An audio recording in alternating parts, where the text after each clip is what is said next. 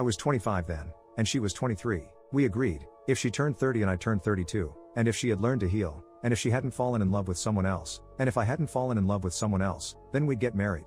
So that's how we parted ways. She moved to Wyoming, to be alone. I moved to Germany, to get as far away from her as I could. We didn't keep in touch at first, but over the next few years we built up a correspondence. We wrote letters because we both liked writing letters. We emailed now and then. Sometimes we'd mail each other books that we thought the other would like. Years went on, and we became closer and closer. When I turned 30, I half-jokingly brought up our marriage pact. I told her that I had never fallen for anyone else. She replied that she was still very serious about our agreement, and that she'd never fallen in love with anyone else either. I asked her if she thought she had begun to heal, and she said she had, as much as a person could ever heal from something like that.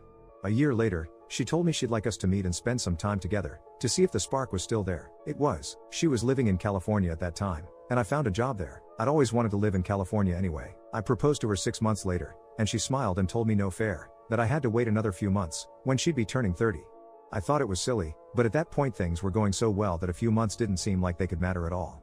But I'm crying now, so I'll have to wrap this up quickly. She was hit by a drunk driver and spent 2 days in the ICU before her body gave out. She died. That's how the story ends. What's the worst thing you've seen a family member do, but have kept quiet about?